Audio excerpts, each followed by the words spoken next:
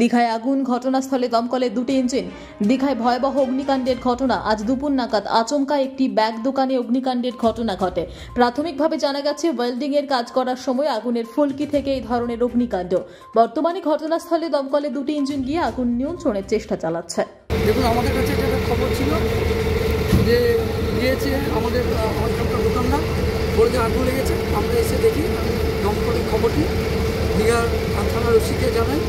আমরা এসে দেখি যে মোটামুটি আগুন একদম ক্ষিপ্রগতিতে দমকল এসে এবং সকলের প্রচেষ্টা আপাতত দিকে যে দোকানটা রয়েছে রতন মহাপাত্র বলে, যার দোকানটা জগদীশ দাস মহাপাত্র, তার ডাক নাম হচ্ছে রতন মহাপাত্র।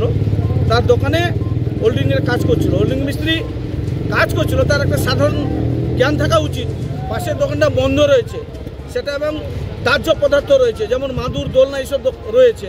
কিছু মালপত্র উদ্ধার করা গেছে, কিন্তু অর্ধেকের বেশি মালপত্র নষ্ট হয়েছে। দোকান তো পুরো ভস্মীভূত হয়ে গেছে। ওদেরও প্রত্যেকের 4-5 লক্ষ করে ক্ষতি হয়েছে।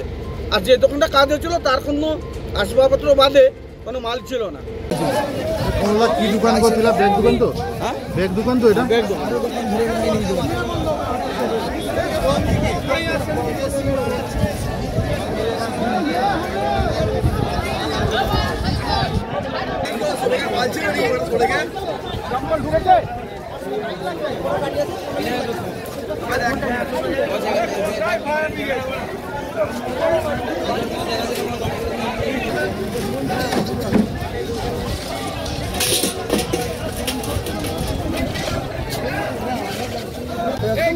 দেখি সজা এলে একদম ঘরটা কিছু নেবেন না। হ্যাঁ, কিছু নেবেন ও দাও দাও করে দিই।